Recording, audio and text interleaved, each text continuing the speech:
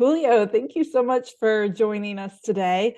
I love your Instagram account. A lot of beautiful images on there. It's kind of on par with like some NASA stuff that we've seen come out from like the James Webb Telescope. So I'm very impressed, but I want to start kind of at the beginning and where you started, because you're not a working astronomer, correct?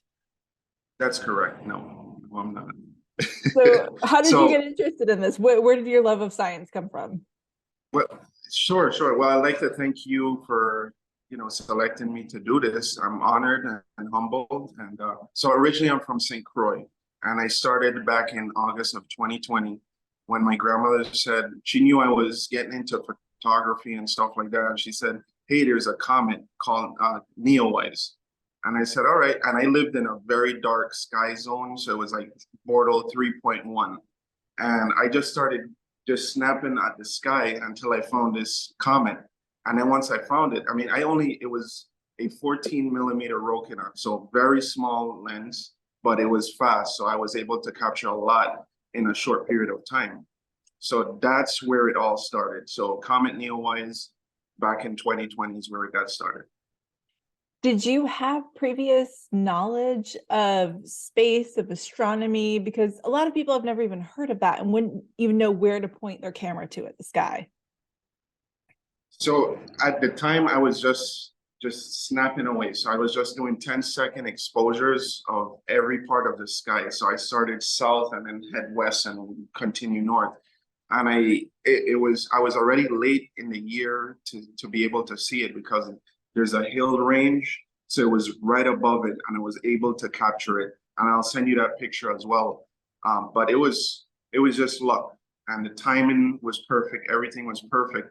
And I said to myself, if I could capture a comet with this small lens, a 14 millimeter, I could only imagine what I could capture with a telescope. And I never thought, back then, I would have never thought I could get what I'm getting now. So then you just kind of kept climbing the telescope ladder from there, so to speak. Yes, yes. So the first telescope, I bought it at Cloudbreak Optics, which is in Washington.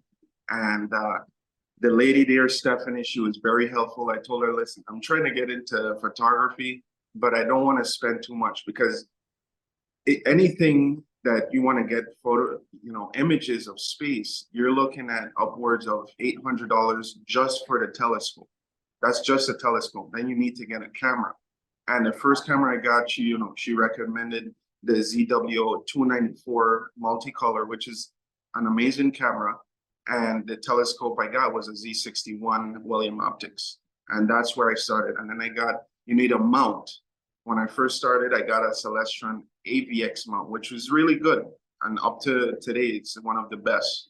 But I sold it, and then I kept climbing. So I got a bigger telescope. I traded telescopes. I met more people, and it just got too crazy.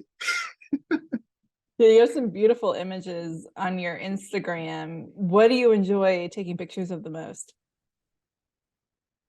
Nebulae. So I just started getting interested in dark nebulae. So these nebulae are basically just dark matter, and there's no kind of oxygen or hydrogen alpha or sulfur in them. So you have to image for longer periods of time. So you have to collect at least 20 hours of data to even see any kind of detail. The stuff that you see on Instagram, most of them are bright nebulae. So you could capture them for 10 minutes, 20 minutes, and you'll get something. And that's how I started. I just started with like 45 minutes of total exposure time. And now I'm at like 30 hours for one photo to get crisp detail.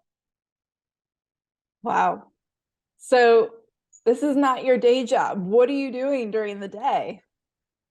So first, when I started, I was a chief conservator for the Virgin Islands. I was the first chief conservator of the Virgin Islands. So that means I basically cataloged 3,000 items of antiques after the Hurricane Irma and Maria. The administration changed, and then I went into the oil business. So I was doing scheduling and volumetrics. I later moved to Florida, where I'm located now, and I'm teaching at a middle school here. I'm teaching Spanish. So I'm able to still educate, which I like, but it's not in astronomy. But I still, I push the astronomy in there like a art competition that I had. I was gonna say, I'm sure there's a little teaching. Well, that's awesome. And you're also roasting coffee? Yes, yes, I am. I started it because, I into these nights, I always find myself, and I'm drinking coffee right now. Um, I find that I had to drink coffee to stay awake. And I said, I was spending this money on coffee. I said, this would be interesting to start roasting. I never thought I would get into roasting. And so I'm roasting, and the company is called Galactic Coffee Roasters. What's next? Like, what are your next steps? What are your goals to do with this eventually? So yeah, I would like to inspire more people to get into imaging. And as of I don't know how my Instagram just went viral. Basically, one of the videos that shows this monster behind me. I posted a video of me walking out and I showed the jellyfish nebula, and I guess people liked it. I really would like to continue doing that to get people to talk. I love conversating with people and sharing my experiences and educating people. So I think that getting as famous as, like, I told my neighbor because he saw me on Instagram, he's like, hey, I think I saw my house there. And I said, I'd like to get as famous as like Bill Nye or something, because I always watch Bill Nye the Science Guy. So that would be my goal, to be known for space and photography and inspiring people to learn more about space. You say 2020, that's really not that long ago. So it's amazing how much this has taken off and how much it seems like you've learned in that time as well. For somebody who Yes. doesn't have, that PhD in astronomy, it seems like you know an awful lot. Is this just something that is completely attainable for somebody who has this dream and loves space? Yes, it could be if you take the time. You have to do a lot of research, and I was fortunate enough to be able to buy a lot of equipment and test out equipment to where I got, to where I got to now. So it's a lot of testing and finding out what works best, because you could see I took off some cameras here from this is a monochrome camera. I never knew about monochrome imaging. I started with something like this. It's a color camera, so you don't have to have the filters, but something like this is the same model, and this would image a lot clearer than the color camera because you're shooting separate signals.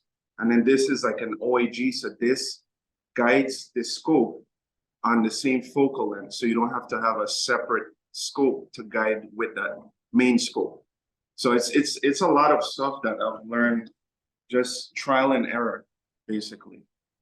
Awesome. Any advice to kids or other aspiring photographers? Well, like I've asked many of the better astrophotographers, and they said that if you're gonna get into astrophotography, try to perfect one type of photography, but because you could get into solar imaging, moon photography, wide field photography, nebulae, planetary, galaxies. There's so much that you could get into, and that's what I I was trying to do everything except solar. I haven't gotten into solar, but I said I'd like to focus on nebulae, so and galaxies. I love that because this one here is able to capture galaxies, and then I have this is what it's called an astrograph, and it's a wide field refractor, and it's a quadruplet refractor. So this is one of those that I enjoy imaging with. Cool. Well, that's all I have, unless there's anything else you want to share. No, I mean I would like to make sure that anybody that is enjoying this to keep enjoying it. I know sometimes you might lose the interest just because if you're not like processing an imaging, or if you see someone that the picture is like way better than yours, you will get to that point. You just got to be more persistent and consistent with your work, and you will reach whatever level you would like to reach.